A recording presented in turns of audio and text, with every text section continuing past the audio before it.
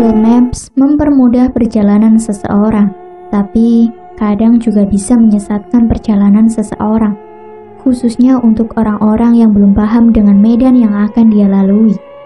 Entah apa yang ada di pikiran orang-orang yang berada di balik Google Map. Bukannya kita diberi alternatif jalan yang easy, malah diberikan alternatif jalan yang ngaco. Nggak sekali, dua kali aku ngalamin hal serupa. Entah kondisi cuaca yang kurang bersahabat hingga membuat sinyal GPS di HP kita error, atau faktor lainnya. Hanya pihak Google Maps yang paham. Sekitar akhir bulan November tahun kemarin, tepatnya di tahun 2020, aku, suami, anak-anakku, adikku, dan mamaku memutuskan untuk sowan untuk berkunjung ke rumah salah satu saudara nenek dari almarhum bapakku yang ada di Pare, Kediri, Jawa Timur. Kita berenam pergi dari Surabaya pagi hari sekitar pukul 6 dengan menggunakan mobil. So, pasti sebelum berangkat, suami sudah cek semuanya, entah itu dari segi mesin ataupun bensin, semua dipastikan aman, tidak ada kendala. Berangkatlah kita ke Pare. Kita posisi juga pakai Google Maps, tapi dari Mojokerto, karena juga sempat mampir bentar di rumah saudara yang ada di Mojokerto. Dari Mojokerto ke Pare cukup memakan waktu, tapi alhamdulillahnya aman-aman saja. Kita melalui trek perjalanan yang sewajarnya, sama sekali tidak ada yang aneh. Jadi Google Maps-nya aman terkendali. Sampailah kita di Pare sekitar pukul 10. Kita makan-makan bareng, bercanda-canda bareng, dan bahkan sempat foto-foto di sawah dengan saudara-saudara yang ada di sana. Jadi rumahnya saudaraku ini masih tergolong asri, karena sawah-sawah itu masih terpampang jelas di mana-mana. Tapi juga bukan area yang terpencil, dan rumah saudaraku ini jaraknya tidak terlalu jauh kalau mau ke Gumul. Karena rumah saudara tidak terjauh dari Gumul, aku bilang ke suami untuk nggak apa-apa lah ya, mampir sebentar. Oke, berangkatlah kita ke Gumul sekitar pukul 16:15. Berhubung kita nggak tahu harus melewati rute mana, seperti biasa, andalan emak-emak gaul, yaitu Google Map. Suami bilang, buka Google Map bun, karena aku nggak tahu jalannya. Dibukalah itu Google Map, masih aman-aman aja. Semua terkendali aman sentosa. Kurang lebih perjalanan 30 menit dari rumah saudara ke Gumul. Kita sampai di Gumul dengan selamat, belum ada situasi yang membagongkan.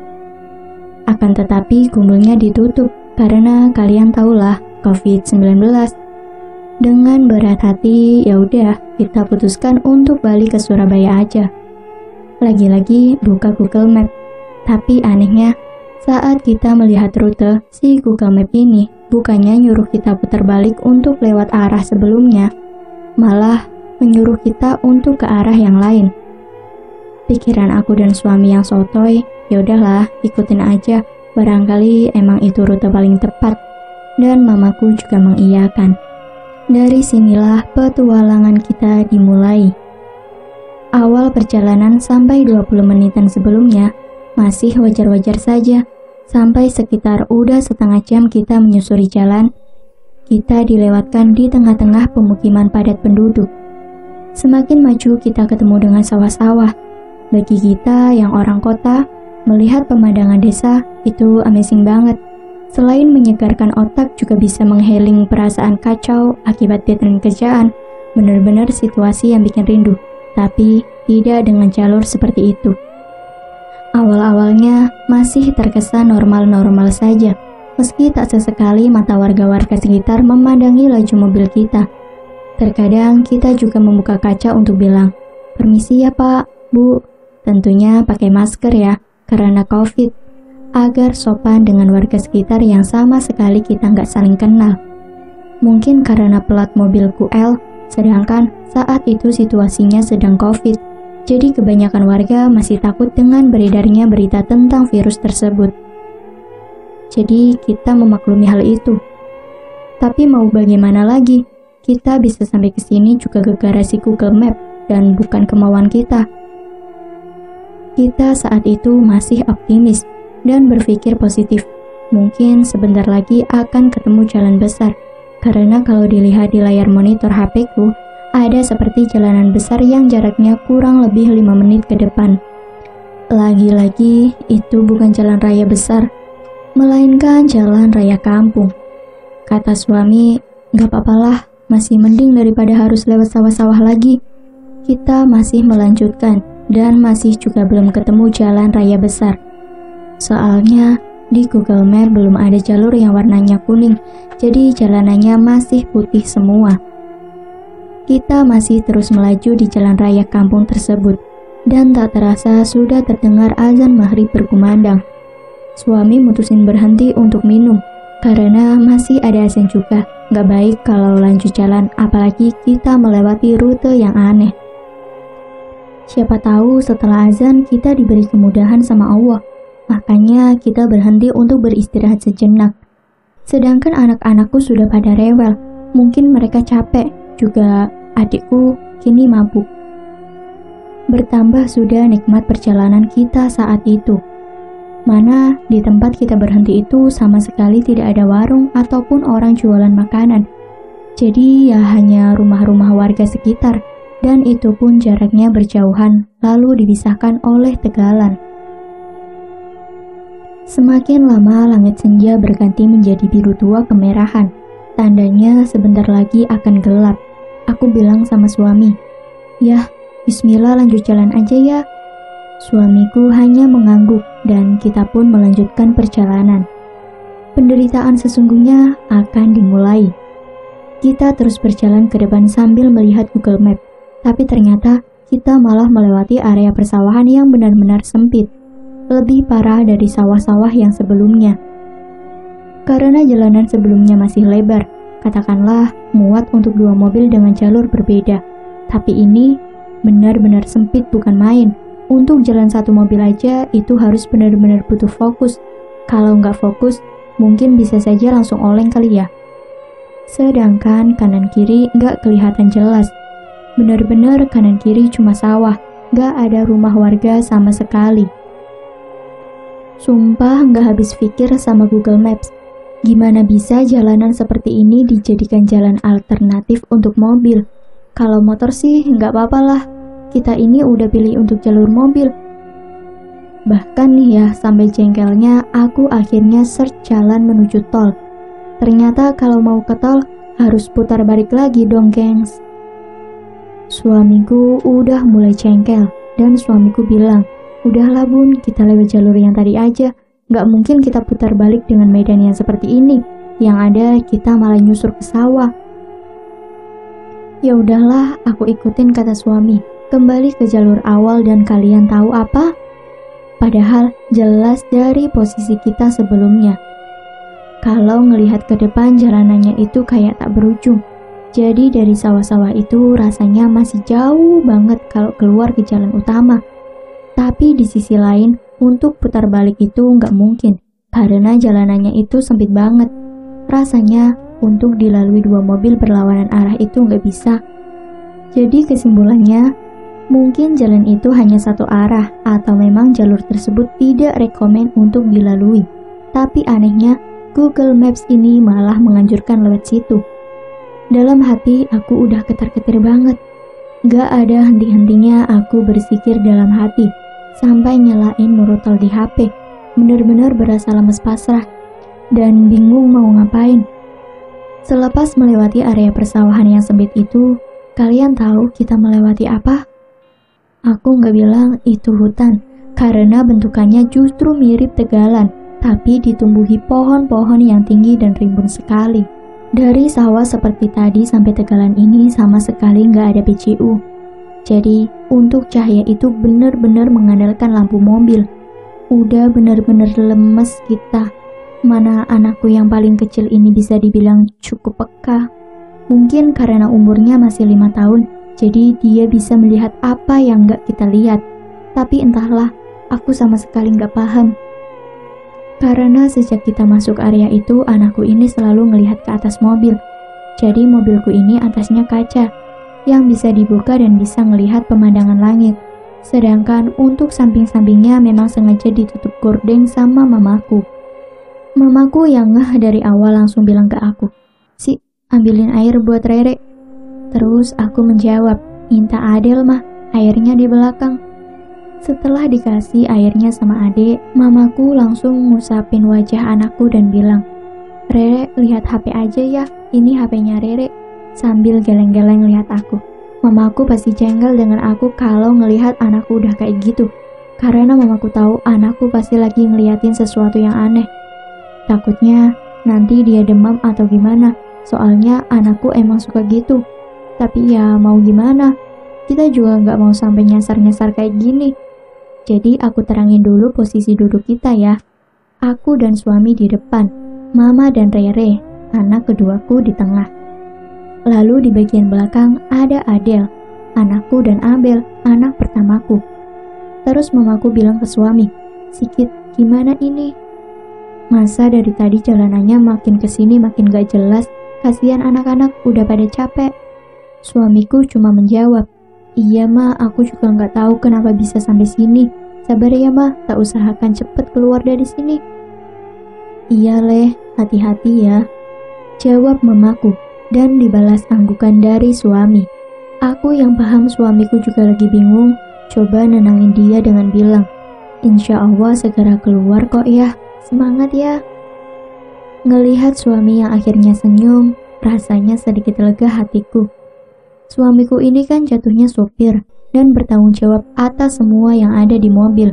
Kalau supirnya uring-uringan atau bingung sendiri, malah tambah gak karuan. Apalagi kita sedang berada di lingkungan seperti ini, dan ditambah situasi yang sudah mulai gelap. Jalanan juga sudah mulai terlihat tidak jelas. Cahaya bulan juga cuma samar-samar menerangi jalanan saat itu. Benar-benar situasi yang simalakama buat kita. Aku lihat ke belakang, ternyata Adel, Abel, dan Rere udah mulai tidur. Mama sedang menonton YouTube. Lalu tiba-tiba kita kehilangan sinyal. Layar monitor di mobil tiba-tiba kresek-kresek, lalu mati sendiri. Mama yang lihat YouTube tiba-tiba tanya, "Si, mobilmu gak apa-apa?" Ya, aku jawab gak apa-apa, karena emang gak apa-apa, toh masih dalam kondisi jalan. Terus suamiku nyuruh aku untuk mengecek Google Maps, untuk kira-kira kita butuh waktu berapa lama lagi biar bisa keluar dari tempat ini. Pas aku lihat HP, tumben-tumbenan sinyal HP-ku Bayangin gimana gak jengkel, 3 HP semuanya HP suami dan mama juga sama-sama Aku lihat HP anak-anakku juga sama. Terus aku bangunin Adel, HP-nya juga sama. Di situ barulah aku menangis. Benar-benar yang menangis super kenceng. Karena aku ngerasa ini udah benar-benar di luar nalar. Anak-anakku juga ikutan nangis, tapi ditenangin mama dan Adel. Terus mama bilang, "Desi gak boleh nangis, kita harus semangat. Kasihan anak-anakmu mbak. Sekarang ayo kita berdoa bersama.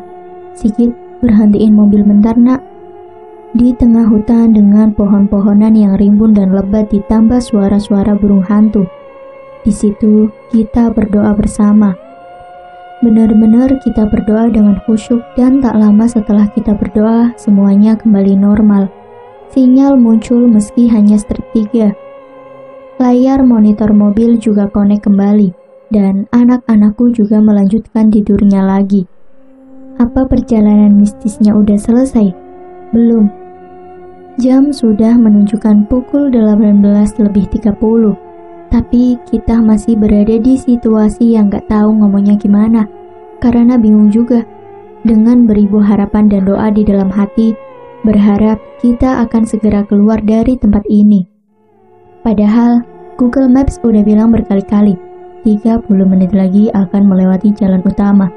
Tapi saat pas di titik, ternyata di luar ekspektasi. Itu bukan jalan utama yang kita pikirkan, melainkan mungkin jalan utama dari hutan itu. Justru semakin jauh kita mengikuti arah Google Maps, kita semakin melewati jalur yang semakin lama semakin sempit. Sampai akhirnya setelah kita lurus melewati sebuah persimpangan jalan yang kalau belok kiri itu nggak mungkin, karena mobil nggak bisa masuk juga. Mobil kita mogok, benar-benar mogok, tapi kondisi mesin menyala, cuma nggak bisa jalan. Aku berusaha untuk gak nangis, marah ataupun uring-uringan karena aku ingat anak. Apalagi yang terjebak di sini juga bukan aku doang, melainkan ada keluarga aku juga. Jadi aku benar-benar harus tenang untuk menenangkan yang lainnya juga. Mobil ini belum ada setahun dibeli dan belum pernah dipakai traveling kemana-mana. Mana bisa mogok? Tanyaku ke suami. Terus suamiku menjawab, "Gak tahu juga bun, bisa jadi karena mesinnya panas, karena dari jam 4 gak berhenti dan terus dipakai jalan. Coba tak cek keluar." Melihat situasi sekitar, aku ragu. Terus pegang tangan suami kayak kasih isyarat untuk jangan keluar. Tapi suamiku justru bilang, "Gak apa-apa bun, kan ada Allah." Dari situ aku punya keberanian dan mutusin untuk nemenin suami ngecek mobil keluar. Yang lain masih di dalam mobil. Pas keluar dan suami buka bagian depan mobil, semua dalam kondisi aman-aman saja. Dan mobil kita juga gak keluar asap. Bensin aku cek juga baru habis 1/4 doang. Terus kendala teknisnya itu apa? Sumpah, kalau ingat momen itu rasanya nano-nano. Nyesel juga, percuma kan udah terlanjur. Lah, kejadian epicnya ini keluar lagi. Jadi, posisi kita berhenti itu nggak jauh ke depan ada sebuah bekas bangunan. Tapi nggak tahu itu bekas bangunan apa dan sudah terbengkalai. Bahkan dilihat pakai mata kosong aja bangunannya hampir ambruk. Semak belukar di mana-mana. Bangunannya cat putih dengan banyak banget ruangan. Itu benar-benar bangunan kosong terbengkalai. Jadi nggak mungkin dong ada orang yang stay di tempat seperti itu. Suamiku awalnya nyuruh aku jangan liatin tempat itu terus. Takutnya nanti akunya yang malah jadi parno nggak jelas. Namanya aku, ya bebel. Aku ngelihat jelas ada sosok perempuan berdiri di tengah-tengah pintu di salah satu ruangan di bangunan itu. Kan bangunannya ada di pinggir jalan pas. Jadi tanpa kita susah payah masuk ke dalam, dari luar aja udah kelihatan jelas. Kita juga kalau lanjut pasti ngelewati bangunan itu. Waktu itu aku nggak jelas melihatnya, dia ngawang atau enggak. Pokoknya dia diem di situ sambil kepalanya geleng-geleng kanan kiri. Rambutnya yang panjang itu sampai ikut gerak. Bersamaan dengan aku ngelihat sosok itu, tiba-tiba ada suara lolongan anjing. Itu persis kayak tengah hutan. Tahu-tahu ada suara lolongan anjing. Bayangin, piye rasane nek nak posisiku waktu itu. Mamaku mungkin yang udah paham dengan situasi ini, langsung keluar dari mobil dan menyuruh aku sama suami untuk masuk aja ke dalam mobil, sambil berusaha hubungin siapa yang bisa nolongin kita. Pas ada lolongan anjing itu, suami juga denger. Dia malah tanya aku, "Masa di tengah hutan ada anjing?" Dan pas dia balik badan, suamiku juga ngelihat sosok yang aku lihat. Suami pelan-pelan nutup kap mobil, terus gandeng tanganku.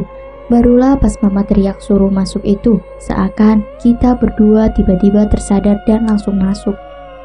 Di dalam mobil kita semua cuma bisa pasrah dan terus berdoa di dalam hati, agar apa yang kita alami saat itu segera berlalu. Aku dan suami sampai gak berani lihat ke depan dan cuma nunduk ke bawah. Kita juga gak lupa kunci semua pintu dari dalam, biar gak ada hal-hal aneh karena ada anak kecil juga. Suami ternyata iseng ngintip ke depan, terus nunduk lagi dan bilang, "Bun, kuntilanaknya kok gak ngaleh-ngaleh yo? Aku mau lihat mesin lagi biar bisa pergi dari sini." Aku cuma bisa bilang, "Shh, wes to berdoa bae." Pas kita lagi khusyuk berdoa dan dengerin murotal, tiba-tiba dari arah belakang kita diklakson sama mobil lain, sampai anak-anakku bangun semua. Kita awalnya takut, antara takut hantu sama begal. Bayangin, itu tempat sepi banget dan di tengah hutan yang lebat. Tapi kita coba positif. Mungkin karena mobil belakang mau lewat, berhubung kehalang mobil kita, makanya mereka klakson berkali-kali. Ya mau gimana lagi, mobil kita mogok gak bisa jalan. Sedangkan jalanan itu hanya bisa dilalui satu kendaraan beriringan. Suami yang jengkel akhirnya turun. Tapi dia bawa buah pisau yang kita bawa dari rumah untuk kupas buah di mobil. Hanya untuk berjaga-jaga aja, barangkali mobil belakang orang jahat, kan kita nggak tahu. Suami turun, aku, mama dan Adel turun, sedangkan anak-anak tidur lagi di mobil. Seketika kita lupa dengan sosok kuntilanak yang kita lihat dan dialihkan dengan mobil di belakang kita. Pas kita samperin mobil itu, ternyata di dalam mobil itu bapak, ibu, dan anak laki-lakinya yang berusia baru 6 tahun. Mereka dari Pare juga dan mau balik ke Sidoarjo, malah disasarin Google Map sama kayak kita. Tapi apesnya, bapak ini nggak sengaja nabrak kucing pas masuk area hutan ini. Mau nguburin juga bingung dikuburin di mana, karena hanya ada pohon-pohon tinggi yang rimbun dan gelap, jadi si babaknya takut.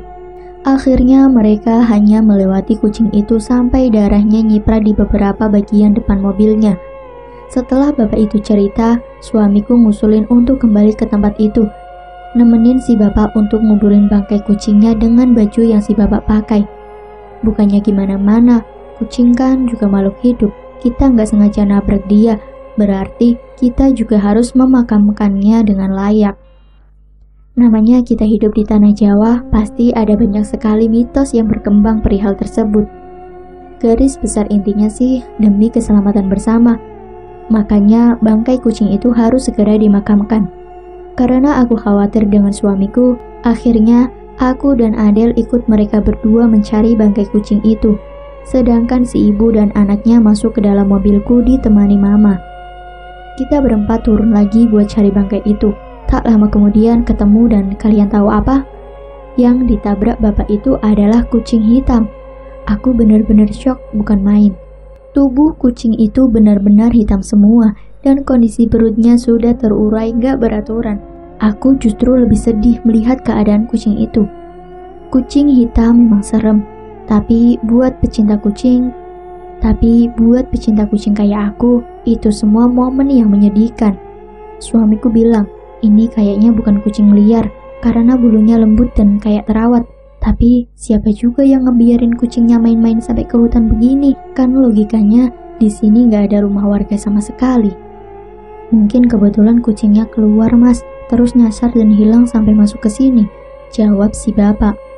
Oh iya, nama bapak ini Pak Yudis, istrinya bernama Bulia, dan anaknya bernama Rio. Suami dan Pak Yudis ini awalnya sedikit geli, tapi mereka harus kuat. Pak Yudis membungkus bangkai kucing itu dengan bajunya, dan suamiku mengeduk tanah di pinggir jalan, pakai batu yang sekiranya bisa buat mengeduk untuk makam si kucing. Setelah dimakamkan, kita pun berdoa untuk si kucing dan keselamatan untuk kita semua. Barulah kita balik lagi ke arah mobil. Sesudahnya tiba di mobil, Pak Yudis langsung memakai baju lainnya yang dia bawa. Karena setelah memakamkan si kucing, beliau tidak pakai baju sama sekali. Cuacanya di sana juga sedang dingin-dinginnya. Suamiku iseng nyalain mobil. Ternyata suatu keajaiban, mobilku nyala lagi. Di situ kita semua seneng. Pak Yudis dan anak istrinya langsung kembali ke mobil, lalu kita sama-sama melanjutkan perjalanan. Kita mulai melanjutkan perjalanan dan kita mulai melewati satu-satunya bangunan kosong yang ada di hutan tersebut. Alhamdulillahnya sosok Miska itu gak ada, alias udah hilang. Kita masih belum menemukan tanda-tanda kehidupan manusia di sana. Bahkan kita juga masih belum melihat plakat jalan. Tapi entah kenapa, ada suatu keyakinan di dalam diri kita semua.